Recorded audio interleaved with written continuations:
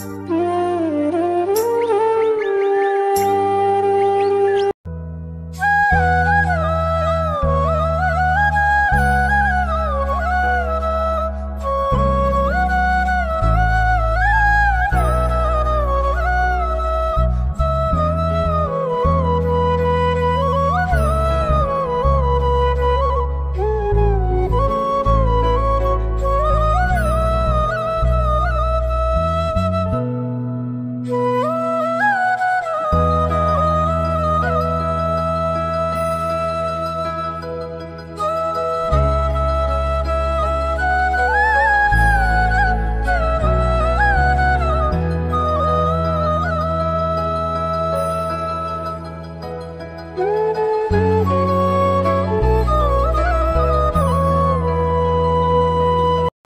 Everyone, good morning. কেমন আছেন আপনারা সবাই? আশা করি আপনারা সবাই ভালো আছেন ও সুস্থ আছেন। আমি এখন আপাতত খুব একটা ভালো নেই, কিন্তু যখন আমি ভিডিওটা করছিলাম তখন কিন্তু বেশ ভালোই ছিলাম। তো ভিডিওটা করা হয়েছে আজকে 3-4 দিন আগে, আর এখন আমি ভয়েস ওভারটা দিচ্ছি।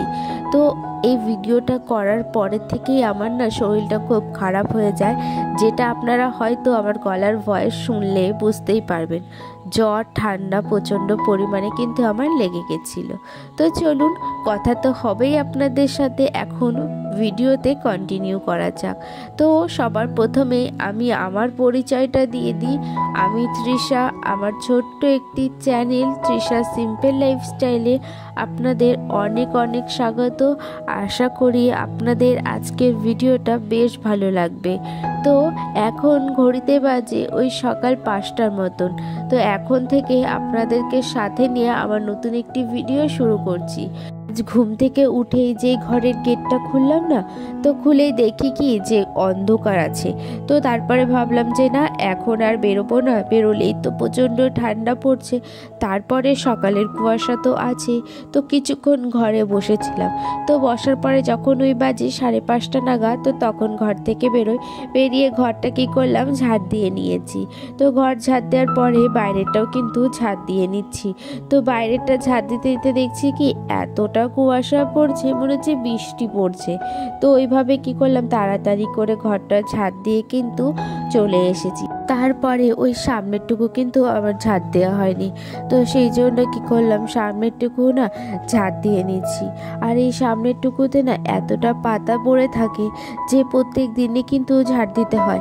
আমার বাড়ির সামনে কিন্তু সেরকম কোনো উঠোন নেই, এইটুখানি আছে, সেইটুখানি পরিষ্কার করে ঘরে চলে এসেছি। আর আজকের ভিডিওটা হচ্ছে শনিবারের ভিডিও। তো শনিবার দিনকে যেহেতু হচ্ছে যে আমাদের নিরামিষের দিন, তো সেই দিনকে না আমরা প্রত্যেক শনিবার আর বৃহস্পতিবার হচ্ছে যে ঘর মুছি। অন্য দিন যদি মোছা যদি নাও হয়, শনি বৃহস্পতিবার দিন কিন্তু আমাদের ঘরটার মুছতেই হয়। আর অন্য সময় যদি কোনো কিছু থাকে, পুজো বা অন্য সময়, তাহলে কিন্তু ঘরটা আমরা মুছে থাকি। তো এই যে ঘরটা কিন্তু মোছা হয়ে গেছে, সবকটা রুমই আমি মুছে নিয়েছি। তারপরে রান্নাঘরে চলে এসেছিলাম। তো রান্নাঘরে এসে দেখছি গ্যাসটা না আর কালকে রাত্রেবেলা ধোয়া হয়নি। মানে কালকে রাত্রেবেলা আমি না শরীরটা খারাপ করছিল বলে আমি শুয়ে পড়েছিলাম। তো আমি আর গ্যাসটা কিছু ধুতে পারিনি, আর দিদিও ধুয়েছিল কিন্তু আমি সেটা বুঝতে পারিনি। ওপর থেকে নোংরা পড়েছিল ভেবে আমি বললাম কি হয়তো ধোয়নি, দিদি ওপর থেকে মুছে নিয়েছিল। আর শনিবার দিনকে যেহেতু আমাদের নিরামিষ, সেই জন্য তো ওপরেই রান্না হয়, আর আমি বুঝতে পারিনি সেই জিনিসটা। তো সেই জন্য কি করলাম, গ্যাসটা ভালো করে ধুয়ে নিয়েছি। ধুয়ে ওই সকালবেলা জামা প্যান্টগুলো ভিজিয়েছিলাম ঘুম থেকে ওঠার পরেই, তো সেগুলোকেই আগে ধুয়ে নিলাম। ধোয়ার পরে ছাদে চলে এসেছি মেলে দিতে। আর আমার জানেন তো সব থেকে বড় ভুল এটাই হয়েছিল, ওই সকালে ঘুম থেকে উঠে আমার জল ঘাটাটা। তো কিছু তো করার নেই, আমি ভাবলাম কি যে ভিজিয়ে রাখলেই তাড়াতাড়ি কাজগুলো হয়ে যাবে। তো তারপরে ঠাকুরের বাসনগুলো কিন্তু মেজে নিচ্ছি। মা সকালে পুজো দেবে, মায়ের সকালে বাল্যভোগ দেওয়া হয়ে গেছিল, এবার তারপরে যে পুজোটা হয় সেটা দেবে। গোপাল যেহেতু আছে, আমাদের 3 থেকে 4 বেলা তো পুজো দিতে হয়। আর পুজো পুজোর দায়িত্বে কিন্তু সবসময় মা দিদি থাকে। আমি কিন্তু এখনো পর্যন্ত সেভাবে কিছু জানি না, তো সেই জন্য আর আমারও কিন্তু পুজো দেওয়া হওয়াটা হয় না। ওই সন্ধ্যেটুকু যদি পারি দিই, তাহলে কিন্তু না হলে মা আর দিদি কিন্তু পুজো দেয়। তো এদিকে কিন্তু আমার বাসন দেওয়া হয়ে এসেছে, তারপরে ঘরে চলে এসেছি নিচে এসে স্নান করে ফেলেছি। তো স্নান করে কিন্তু সবার জন্য চা করে দিচ্ছি। এই যে প্রথমেই বাবাকে চা করে দিয়েছি, তারপরে সবার জন্য কিন্তু চা করে ওপরে নিয়ে গেছিলাম। তো সবাই মিলে ওপরে চা খেয়ে রোদের মধ্যে তো নিচে চলে এসেছি। এদিকে দেখছি বাবার বিছানাটা কিন্তু এলোমেলো হয়ে রয়েছে। তো ভাবলাম কি আজকে নতুন একটা বেড কভার পেতে দিই আর বিছানাটাও কিন্তু গুছিয়ে দিই। প্রত্যেক দিন কিন্তু বাবাই নিজের বিছানা নিজেই গোছায়।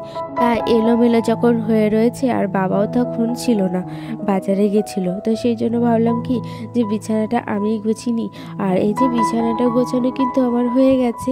তারপরে হচ্ছে যে ঘরে জানলাগুলো খুলে দিচ্ছি। আর ঘরে যদি জানলাগুলো খোলা না হয় না, তাহলে কিন্তু ঘরে না সেভাবে রোদ ঢোকে না। আর সেই ঘরগুলো কিন্তু সেই অন্ধকারই মনে হয়।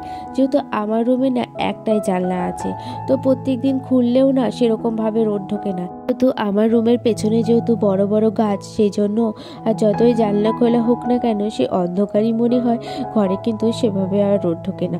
আর শীতকালে জানেন তো খুবই কষ্ট হয়, কারণ কি ঠান্ডাটা প্রচণ্ড পড়ে এই রুমটাতে, তো সেই জন্য। আর আমি না একটুখানি শীত কাতুরে মানুষ, মানে আমার শীতের ওয়েদারটা একদম পছন্দ হয় না। এই জন্য জানেন তো আমি সেরকমভাবে না মাঝে মাঝে জানলাটা খুলি না। যেদিন দেখি একটু কুয়াশা সেদিন আর খুলি না, যেদিন দেখি একটু রোদ ভাব আছে সেদিন খুলে দিই। তো এই যে আমি ওই বিছানাটা গুছিয়ে তারপরে হচ্ছে যে ঘরে চলে এসেছি, তখন দেখছি তাতান ঘুম থেকে উঠে গেছে। তারপরে তাতানকে রেডি করিয়ে ছাদে দিয়ে এসেছি। একটুখানি তেল মালিশ করে ওকে শুয়ে দিয়ে আসা হয়, ঠাকুমা না ওটাই করে। তো তারপরে ঘরে এসে কিন্তু আমি বিছানাটা গুছিয়ে নিচ্ছি। আর ব্ল্যাঙ্কেটগুলো যেখানকার জিনিস সেখানটায় আমি রেখে দিচ্ছি। ওই খাটের উপরে না বালিশ ব্ল্যাঙ্কেট থাকলে না কীরকম বেশ একটা লাগে। তো আমি সেই জন্য আমি কি করি, শোকেজে যেহেতু ফাঁকা জায়গা আছে সেখানেই আমি রেখে দিই, তাহলে খাটটা কিন্তু দেখতেও সুন্দর লাগে। আর ওই যে সকালে যে চা খেয়েছিলাম সেই বাসনগুলো কিন্তু আমার আর ধোয়া হয়নি। তো ভেবেছিলাম যে ধোবো, তার মধ্যে তাতান ঘুম থেকে উঠে গেছে। তাতানকে রেডি করানো, তারপরে সমস্ত করতে করতে না প্রায় 1 ঘন্টা টাইম আমার লেগেই যায়। তো ওর পেছনে আমাকে যেহেতু টাইমটা দিতে হয়, খাওয়া থেকে শুরু করে সমস্ত কিছুই তো করতে হয়, তো সেই জন্য। তো তারপরে রান্নাঘরে চলে এসেছি। আর রান্নাঘরে এসে কিন্তু আমি সমস্ত বাসনগুলো না মেজে নিয়েছি, মেজে না ধুয়ে রেখে দিচ্ছি। যেহেতু রান্নার চাপটা নিচে একদমই নেই, তো সেই জন্য রান্নাঘরে কিন্তু আর সেরকমভাবে ঢোকা হয় না। তো জিনিসগুলো কিন্তু ওই থেকে যায়। যদি অন্য কেউ রান্নাঘরে আসে তাহলে বাসনগুলো কিন্তু আগেই ধোয়া হয়ে যেত। তো তারপরে না ওই আগের দিন না কিছু জামা প্যান্ট না গুছিয়ে সোফার ওপর রেখে দিয়েছিলাম। আর ঘরে এনে ওই যে রাখবো সেই সময়টা কিন্তু আর হয়ও নি। আর রাতের দিক থেকে না শরীরটা খারাপ লাগছিল বলে আমি শুয়ে পড়েছিলাম, বললামই তো ভিডিও শুরুতে। তারপরে ঘরটা না ঝাড় দিয়ে নিয়েছি। ওই যে খাটটা ঝাড়ার পরে দেখছি একটু সামান্য ময়লা পড়েছিল, তো সেই জন্য। তারপরে খেয়ে দিয়ে কিন্তু সমস্ত কাজ করতে করতে ওই প্রায় তখন বাজে মনে হয় 1টার মতন। তো এই যে এখন দেখছি আমাদের পাড়াতে না একজন মাখা কাকু আসছে। তো এই যে আমার পিসি এসেছিল, তো পিসি কী করলো, পেয়ারা মাখা কিনে দিয়েছে। আর এদিকে অনু কিন্তু কদবেল মাখা কিনেছে। তো অনু কিন্তু সেই কদবেল মাখাটা আমাকে দিয়ে একবার টেস্ট করালো, আর আমার পেয়ারা মাখাটা কিন্তু একবার টেস্ট করলো। বেশ ভালো খেতে কিন্তু কাকুটার কাছে মাখাগুলো।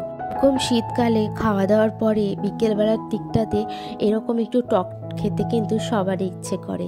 তো আমার কিন্তু বিশেষ করে মানে শীতকালে খাওয়া দাওয়ার পরে যদি একটুখানি ঝাল বা টক কিছু হয়, বেশ কিন্তু ভালোই লাগে। তো সেই মতো নিয়ে এসেছিলো, আর আমি সেটা কিন্তু একদমই হাতছাড়া করিনি। পিসিকে বললাম কিনে দিতে, পিসিও আবার কি করলো, কিনে দিয়েছে।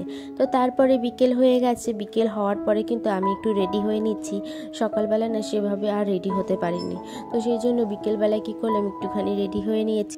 আর এদিকে এই ব্লাউজটা না আমি সেলাই করেছি, এই প্রথম ব্লাউজ সেলাই করাটা না শিখছি। বিয়ের আগে না সেভাবে কোনো কিছুই সেলাইয়ের দিকে এতটা আগ্রহ ছিল না। এখন দেখছি কেন কি জানি একটুখানি এগুলো শিখতে ইচ্ছে করছে। তো আমার বাবা যেহেতু সেলাই করতে পারে, তো বাবার কাছে কিন্তু এই ব্লাউজটা সেলাই করেছি। আর এই ব্লাউজটাই কিন্তু আমার হাতে খড়ি বলতে পারেন, এই ব্লাউজটা দিয়ে আমি কিন্তু শিখছি। তো এই যে ব্লাউজটা কিন্তু আমি রেডি করে নিয়েছিলাম, তারপরে হেম করতে হয়েছে। তো হেম কাজকর্মগুলো তার জন্য হাতে করছিলাম। আর সন্ধ্যের দিকে তো কোনো কাজ থাকে না ঘরে, ওই তাতানের সাথে খেলা করা। তো সেই জন্য কী করলাম, এক সাইডে কিন্তু দেখুন তাতানকে দেখা যাচ্ছে হালকা হালকা, তাতানে ওর সাথে খেলা করছি আর কথা বলছিলাম। আর একটা সাইডে কিন্তু আমি ব্লাউজটা সেলাই করছিলাম। ও করছিল আর আমি এদিকে কিন্তু ব্লাউজটা এই ফাঁকে আমার সেলাই করা হয়ে যাচ্ছিল। তারপরে যেহেতু রাতের খাবার বানাতে হবে, তো সেই জন্য রান্নাঘরে চলে এসেছি। আজকে না রাত্রেবেলা রুটি করব। তো রুটিটা আমি, ঠাকুমা আর বাবাই খাবো। তো আমিষ তো আমরা আজকে খাবো না, নিরামিষভাবেই কিন্তু রুটিটা করে নিচ্ছি। আর সেটা নিচেই করে নিলাম, ওপরে আর গেলাম না। তো সেই জন্য নিচে কি করেছি, আটাটা মেখে সমস্ত কিছু করে রুটিটা করে নিচ্ছি। আর আমার না জানেন তো, আজকে কেন জানি না রুটিগুলো বেশ ভালোই গোল হয়েছে আর ফুলেছে। অন্য সময় না আমি না ভালোভাবে আটাটা মাখতে পারি না, কিন্তু হ্যাঁ বেলতে পারি, আটাটা মাখতে পারি না। আটাটা যদি ভালো করে না মাখা হয় না, তাহলে কিন্তু রুটিগুলো নরমও হয় না আর সেরকমভাবে ফোলেও না। জানি না আজকে কোন ভাগ্যে আটাগুলো মনে হয় ভালো করে মাখা হয়েছিল। তো সেই জন্য দেখছি রুটিটাও কিন্তু বেশ ভালোভাবে ফুলে গেছে আর ভালোই লাগছিল কিন্তু খেতে। তো এই কিন্তু জীবনে প্রথম এত ভালোভাবে কিন্তু রুটিগুলো ফুলছিল। চলুন আজকের মতন ভিডিওটা আমি এখানেই শেষ করলাম। যদি আমার ভিডিওগুলো ভালো লেগে থাকে তাহলে আমার সাথে থাকবেন আর পাশে থাকবেন। দেখা হচ্ছে নতুন একটি ভিডিওতে।